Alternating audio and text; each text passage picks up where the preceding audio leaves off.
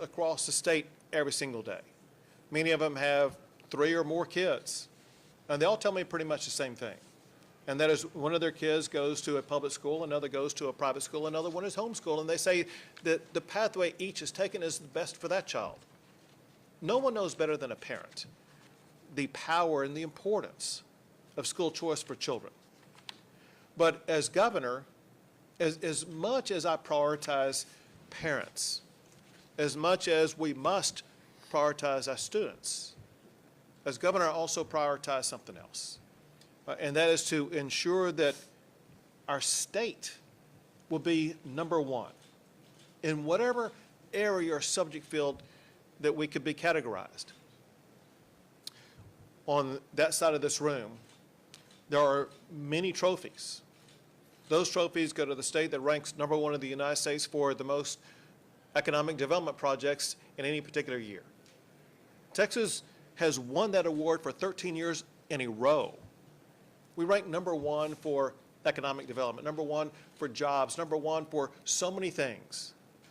It's time that Texas ranks number one for educating our students in this state. There is a clear pathway to achieve that goal. A marker of that pathway is if you look at the state that's ranked number one right now for education, it's Florida. Florida also ranks number one for the largest school choice program in the United States. If we are going to achieve our goal of being ranked the best state in America for educating our students, it starts this session by passing school choice. The stakes have never been higher. As we speak right now, Texas ranks number one for 4 of the most important subject areas for the future of the United States, for the future of the entire world. One is space, another is artificial intelligence, a third is semiconductors, and the fourth is power that powers the other 3. If we're going to remain number one in all those areas and more, we have to do a better job of making sure our children get a better education. And that starts with school choice. Like I said earlier, a large step was taken toward that goal when the Senate, once again, passed school choice out of their chamber. I'm proud of the leadership that's been shown by Lieutenant Governor Dan Patrick in this area, as well as so many others. And I turn the mic over to him. Thank you, Governor. I think the Bible says on the 7th day he rested. We've passed school choice 6 times. The Senate is now resting. We are waiting for the House. I want to share with you that I think we're on the cusp of actually the greatest session in Texas history. I've never had a better working relationship with the Speaker. We're aligned in so many issues. I know as his first year, it's taken him a few extra weeks to get his feet on the ground and get set up, but I expect to see a flurry of great bills, including school choice, to come out of the Texas House. He's been with us from day one on that issue.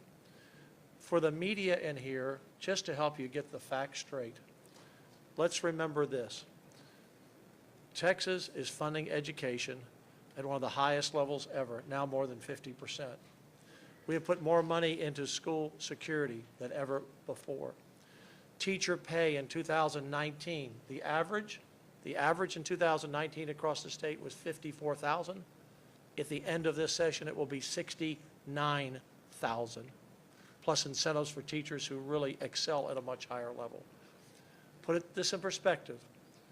We have 5.5 million kids in K through 12 public education, 5.5, with a budget, state budget of about $84 billion. Got those numbers? 5.5, 84 billion.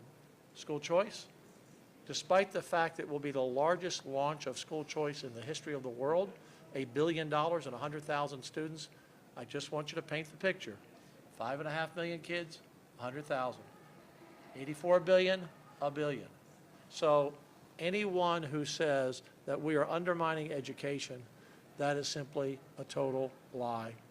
What we are doing in our K through 12 public schools, it's funding them more than ever before. Recapture has almost disappeared. We've cut school taxes M&O taxes by 40%. We're doing everything we can to have a robust public education system because that's where most students will go. But every parent deserves a choice. I've been working with Be an Angel for almost 40 years with children with disabilities, and I can tell you that not every public school has the experienced teachers to deal with a child who has a severe disability. Are we going to deny a parent who has a child with a disability the right to go to a school that can help their child? Of course we would not do that. We have children who are in failing schools, have been failing year after year after year. Are we going to deny that parent the right to take their child to a school that can give them the American dream? That's what we're talking here. Every one of you in this room, behind that camera or microphone, you've excelled in something in your life because you had a great education and because your parents got you a great education.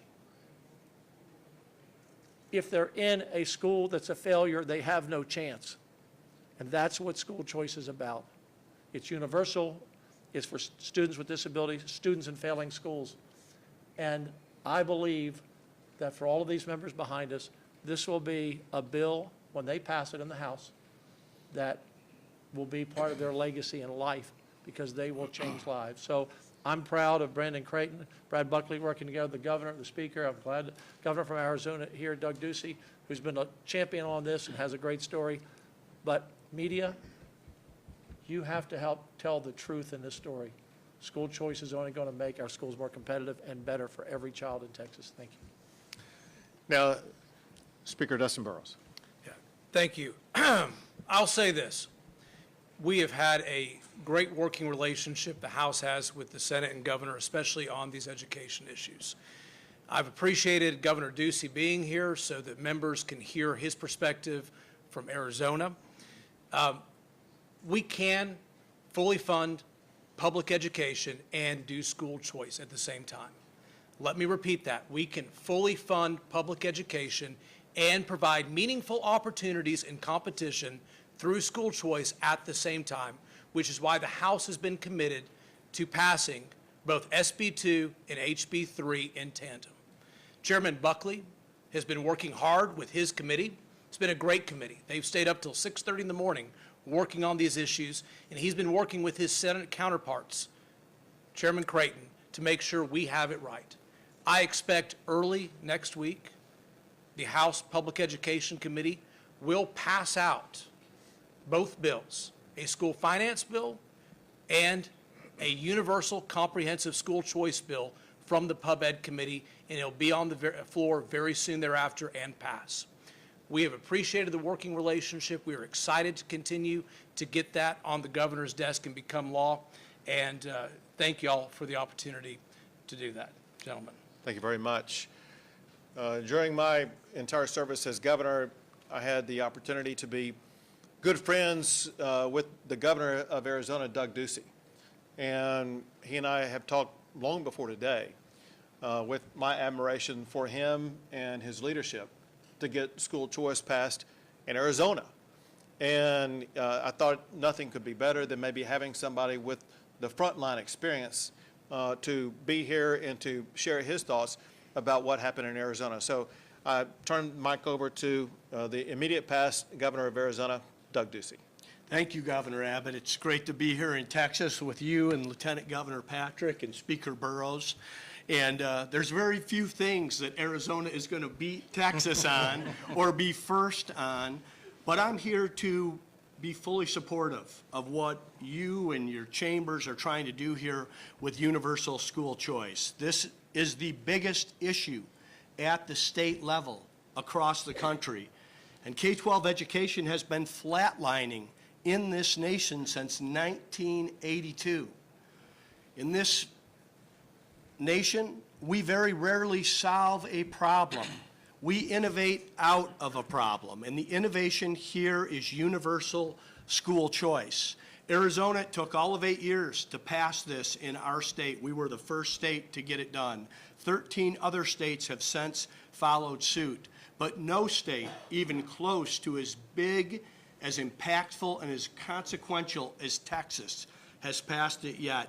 And when Texas passes this, it changes everything for every child in this state and across the nation. I tell the story often on how it took us 8 years to get this done. How my partner in accomplishing this was a lady named Janelle Wood. Janelle Wood led the Black Mothers Forum, and she was not happy with me on a number of issues, but she wanted to find a way to work together. And I said, Janelle, that idea is school choice.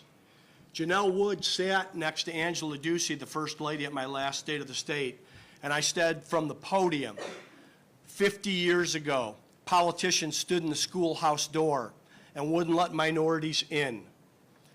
Today, politicians stand in the schoolhouse door and won't let minorities out. These kids are trapped in failing public schools, and it's time to set these families free. Janelle Wood led the standing ovation. She rallied the African-American pastors to whip the votes, not one of them a Republican. They were doing it because their children needed this opportunity. This is not a partisan issue. This is an American issue and a civil rights issue. It should be available to every child in our nation. If you live in the suburbs or the right zip code, you have access to an excellent education.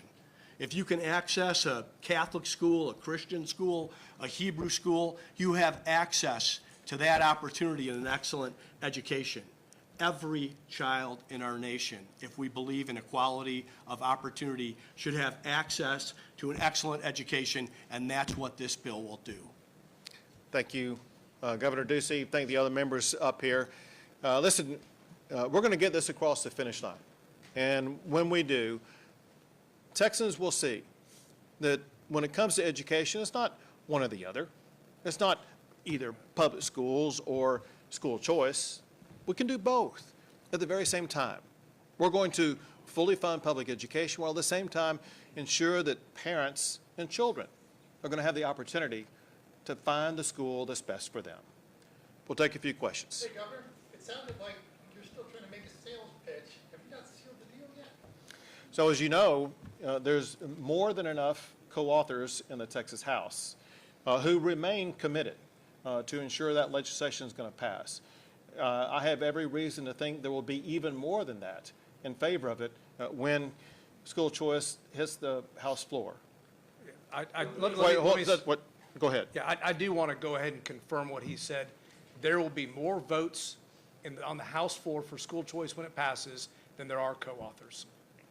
Governor, wanted to ask you about costs. We talked about this last week, and Democrats are out saying today that Arizona want Texas, and they point to what they say is budget deficits, how this program ran up the costs. I know there are others who say not true. So A, what are people supposed to believe? And then number two, just going back to my question last week as far as costs, the Legislative Budget Board said the year 2030 costs are going to go up to about $4 billion. And so by adding, that's potential $8 billion. My question today is, that means, you said last week, budget has to stay, we're budgeting it this way, whatever the state can afford, we'll do it. But how is that going to work for parents? So are people going to be kicked out of the program? How is that going to work so that the state stays in budget, but tries to expand the program? When I'm done answering your question, I'll let Governor Ducey explain his perspective on the costs in Arizona. That said, listen, with all due respect to the LBB and their budget projections, it's based on nothing but fiction. The way the budget works in the state of Texas is voted on every other year. And only members of the legislature get to cast a vote and determine how much money to allocate to any particular program, including public education as well as school choice. The amount it looks like to be allocated to school choice this session is $1 billion. It's wrong, flat out incorrect, for anybody to suggest that number is going to grow larger in future years. The number can only grow as large as much as the Texas Legislature decides to appropriate to it. And so unless and until we get to future sessions, only then will a determination be made about whether or not it's going to increase or decrease? And that gets back to the last part of your question. Are parents going to be kicked out? I appreciate your optimism because you're assuming that it will be fully subscribed. This, when it passes, will be the first year ever we've had school choice. And it looks like it could be up to, for what, 70, 80, how many thousand? Close to 100,000. Close to 100,000. Depends on what bucket they fall into, 80 to But- 100,000. Here's what nobody knows.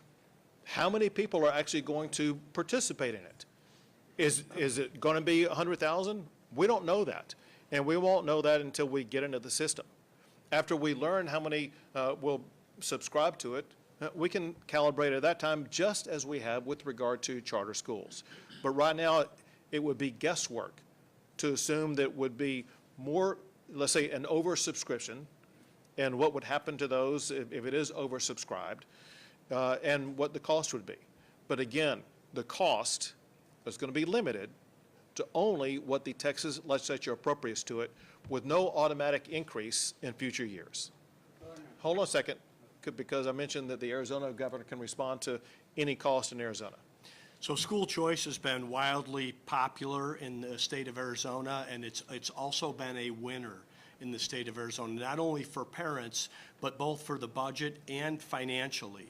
When I came into office in 2015, we had a $1 billion deficit. We put more money per capita into K-12 education than any other state in the nation over the next 8 years. We also got our teachers a 20% pay raise during that time while we expanded school choice. I left the current governor, Katie Hobbs, a $2.5 billion surplus. That's with school choice. Any budget challenges that they're facing today is because of irresponsible spending that's happened since 2023. So they need to not spend as much as they are spending and just allow the state to grow and use the revenues appropriately. Can I ask about low-income families? Again, you guys have talked about this a lot in terms of how do you get people in low-income areas where there aren't many private schools potentially for them right now? Like, what happens to those families? Do they get, a lot of them can't afford to make that transportation. I know in Arizona, I've read stories where there's still a lot of low-income families who can't participate in the ESAs because they don't have the money for transportation. They don't have all the money for all the other costs. So what happens to those families? Is this a wait and see and wait for competition to get to their school district? Or do you help their school districts now in some way that makes it a good education, even if you're in the south side of San Antonio or in the Fifth Ward? Go ahead. So first of all, the program is designed as for a family income of 161,000 or less. Secondly, I would tell you that if you look at the charter school movement, we don't provide transportation, and our charter schools are bursting at the seams. There are thousands of people on the wait list. When you're a parent and you have a child in a failing school with no hope, you will do what it takes to get them to that school so they have hope. They find a way, and there will be schools. There are Catholic schools, Christian schools, Jewish schools, you name the schools, and private schools all around Texas, whether they're in the suburbs or the urban areas, and more will open. More will open. So, look, you know what the best problem we could have is we're oversubscribed, and people can't wait to get their kids in those schools. And you know what? The great state of Texas will figure that out. So you mentioned two areas of the state that have low-income families. One is South San Antonio, the other is the Fifth Ward in Houston. I've actually pulled up on a map both of those areas to see how many private schools are nearby at a rate that is less than what's being provided in school choice. And within about a 10 to 15 mile radius, there are many private schools that are available to them, both in South San Antonio as well as in the Fifth Ward in Houston, Texas. Did you have anything you wanted to add? I would just point out this. School choice, by definition, requires a choice between two things. And you talk about public education, and we are committed to fully funding it and having a robust public education system that is there as a good choice for many students as well. And I do believe those private schools are available throughout a lot of the state. Governor, I want to address too, because you did invoke Arizona. Half of the kids that are in our school choice program are below the average working wage. So this is access to all. Many of these schools provide a scholarship over and above what the state provides. So there's a way to close the gap, and it's for everyone in the state. You've been dying to ask a question. Luis, Atay from Telemundo. Do you believe that your plan helped to poor families? Help what? To poor families?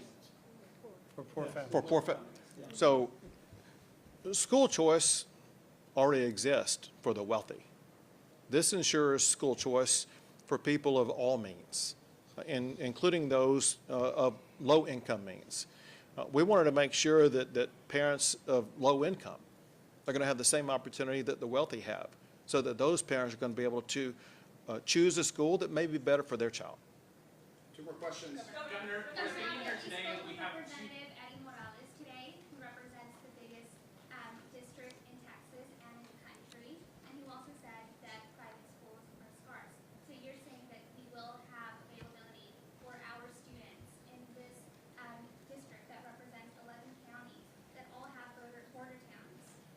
I'll give you several examples. I think Alpine is in that district. Pull up Alpine and see the number of private schools there. Look further out west near the Pecos area of the private schools there. And so there already exist options that are available. But when school choice passes, it may mean that there will be more schools that decide to open up and provide that opportunity in locations across his district as well as across the state. Last question. The El Paso District Attorney just recently announced that they offered a plea deal to the 2019 Walmart shooter to avoid the death penalty. Do you have a comment on that? No, first I've heard about it, and I think the guy does deserve the death penalty, to be honest. A heinous shooting like that is what capital punishment is for. Hey, Governor, Thank you, guys. Thanks, everyone. Thank you. about the threats against Tesla and the fact that they found multiple devices at the Tesla dealership. Well, is beyond reprehensible. It's a crime. It's a crime that the Department of Justice has made clear they're going to investigate and prosecute. All right, thank you. Great, thank you guys, that's it.